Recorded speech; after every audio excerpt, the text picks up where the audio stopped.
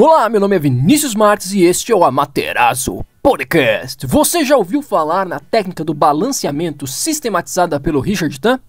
No nosso encontro de hoje, nós vamos abordar dois tópicos relevantes dessa técnica, que envolve o conhecimento de canais unitários, e exemplificar isso na prática clínica através de algumas combinações de pontos de acupuntura. Show de bola? Então vem comigo!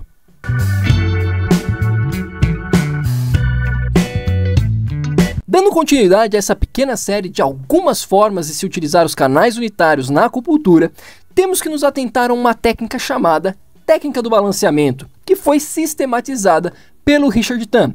Ela contém uma série de ferramentas, aplicações e recursos, e algumas dessas ferramentas envolvem o entendimento de canais unitários.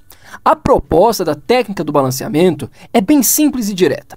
Com base em textos clássicos e na ideia já contida no Imperador Amarelo, que a partir do momento que você retorna o equilíbrio entre o Yin e o Yang, em teoria, vou repetir, em teoria, você poderia tratar qualquer condição. E também ela é muito embasada em muito do que se pode ver por trás de diversas combinações clássicas. O objetivo é utilizar não somente, mas principalmente as relações de oposições existentes entre os canais para reequilibrar o sistema como um todo, e assim tratar uma série aí de sinais e sintomas que o paciente pode apresentar. Outra característica da técnica do balanceamento é trabalhar com pontos distais ao invés de pontos locais. Ela pode ser aplicada muito constantemente aí, que a gente consegue ver, em quadros de dor, mas ela não se limita apenas a isso, pode ser aplicada em diversos sinais e sintomas. Show de bola? Uma das partes mais basais e relevantes da acupuntura do balanceamento são as 5 formas de se balancear o sistema de canais. E elas são as seguintes. A primeira, a relação alto e baixo existente entre os canais unitários. A segunda, a relação de oposição entre os canais unitários, com uma conexão especial entre eles. A terceira, a relação que existe de oposição entre órgãos e vísceras. A quarta, uma relação de oposição dentro do relógio biológico. A quinta, uma relação que existe de fluxo nutritivo entre os canais. Dentro dessas relações, 2 delas são interessantíssimas para a nossa discussão aqui, que são aquelas que existe um envolvimento direto dos canais unitários, que são a primeira e a segunda forma. Vamos a elas? A primeira forma, como já mencionei, busca balancear através da relação existente entre os canais unitários da mão e do pé. Ou seja, se o distúrbio está no Tain da mão, agulharemos o Tain do pé. Se o problema está no Yamin do pé, vamos buscar agulhar o Yamin da mão. E assim vai. Para facilitar, vamos a um exemplo.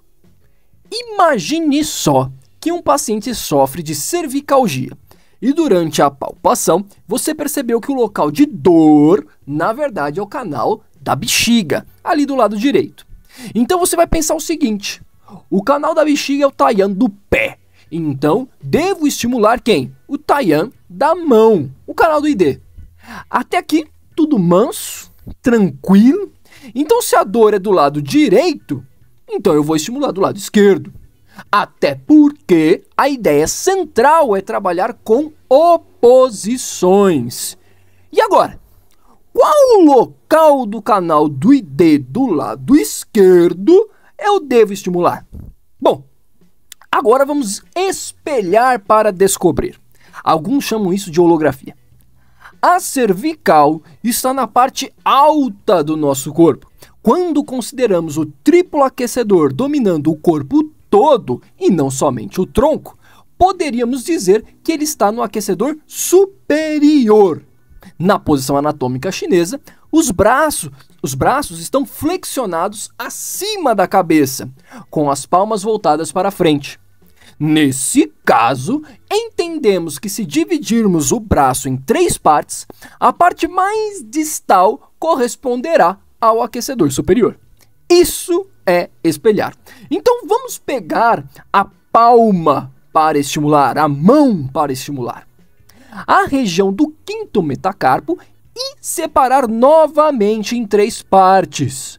E aí teremos que a parte mais distal do 5º metacarpo corresponderá ao aquecedor superior. E aí temos que ali na região do ID3 teremos um ponto mais sensível, e é este ponto que iremos estimular. Pronto! A técnica é extremamente simples, mas, na mesma proporção, eficaz. A segunda forma é através da oposição dos próprios canais unitários, ou seja, a oposição do Taiyin seria o Taiyan, do Shaoyin seria o Shaoyan e do Jueyin seria o Yamin. É claro, ainda vamos levar em consideração a relação alto e baixo, e desta maneira teremos que a oposição do Shaoyin da mão vai ser o Shaoyan do pé, certo? Tranquilo? Manso? Então vamos a um exemplo. Chega um paciente, fala para você que está com desconforto no estômago, com uma sensação de queimação no estômago, e você passa ali para uma técnica palpatória, vai palpar a região para perceber onde que está localizado esse desconforto. E você percebe que ali da região que se estende do E21 até o E23 do lado esquerdo, está bem incômodo, está bem sensível. Desta forma, você vai levar em consideração o seguinte raciocínio. Se o problema está no canal do estômago, que é o Yamin do pé, você vai agulhar, você vai estimular o Jueyin da mão, ou seja, o canal do pericárdio. Se a disfunção ali está localizada no aquecedor central, no aquecedor médio, você também vai buscar uma região média para o estímulo. Então, na hora de espelhar, nós vamos pegar a região ali do antebraço para fazer esse estímulo.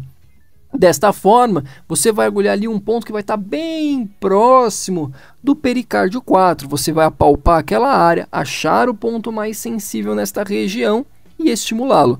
Lembrando que se o problema está predominantemente do lado esquerdo, você vai agulhar do lado direito. Show de bola? De novo, muito simples, muito tranquilo de aplicar esse tipo de técnica e ela é bem resolutiva.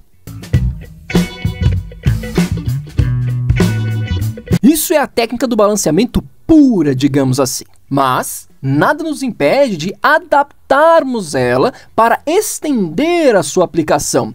Exemplo, entendendo que existe uma relação alto e baixo, e entendendo que quando eu tenho um canal unitário e ele sendo dividido em canal da mão e canal do pé, e que quando eu estimulo o canal da mão, eu tenho uma ação no canal do pé, e quando eu estimulo o canal do pé, eu tenho uma ação no canal da mão, eu posso combinar esses dois canais para que eles possam trabalhar de forma sinérgica com a mesma finalidade. Exemplo, R6 e coração 7 para insônia por falta de comunicação entre coração e rim. Ou F3 e pericárdio 6 para as desordens emocionais devido à estagnação do Qi do fígado. Ou pulmão 8 e baço 2 para a doença febril sem sudorese que afeta o sistema digestório. E por aí vai.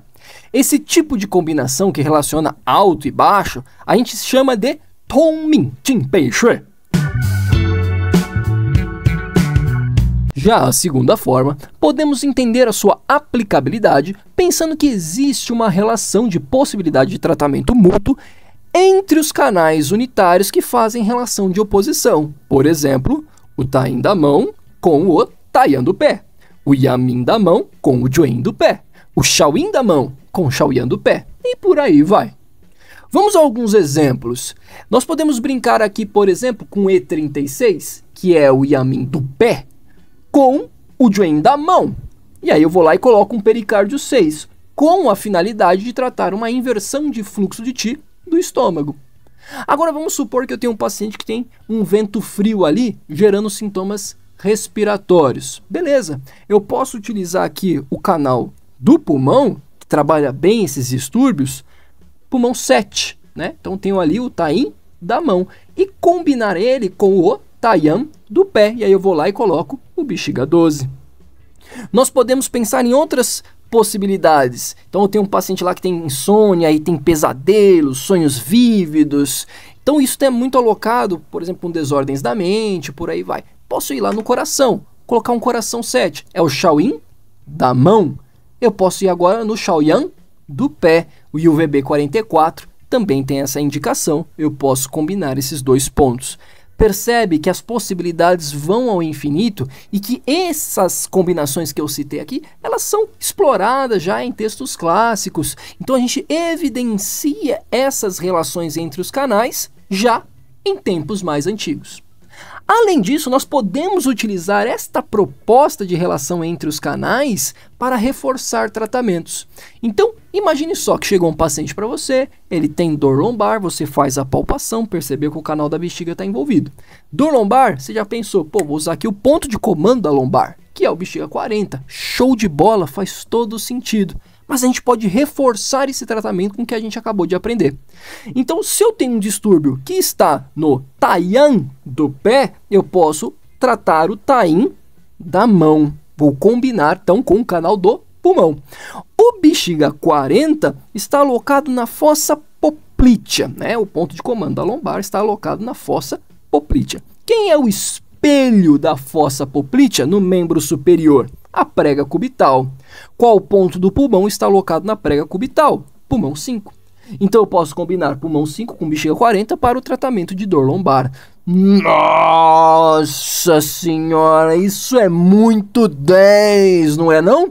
E, é claro, você pode reforçar com o tratamento local, utilizando o rotor da L1 até a L5. Nossa, e aí é incrível! Então, com isso, eu estou mostrando para você que você pode utilizar a técnica do Richard Tan sem se limitar a ela, sem se prender a ela, porque o mais importante nunca foi e nunca será a técnica ou quem criou o quê, mas sim no que essas ferramentas colaboram com a melhora na qualidade de vida dos nossos pacientes. Correto? Então, desta forma, vou repetir. Estou passando uma técnica, mas não se limite a ela. Você pode ir muito além, aprendendo outras técnicas, outros recursos, outros estilos e pensando no que é melhor para cada caso. E aí você abre a sua gaveta de ferramentas e usa ali de acordo com a necessidade. Show de bola? Gostaram dessa pequena parte da técnica do Tan? Legal, né? Então, coloca ela em prática e perceba os resultados que ela pode proporcionar. Se está gostando dessa série dos canais unitários aqui no nosso canal, já deixa o like e se inscreve aqui para acompanhar a gente, pois ainda tem coisa para falar a respeito dessa modalidade de raciocínio clínico. Um grande abraço e eu te vejo no próximo Amaterasu Podcast!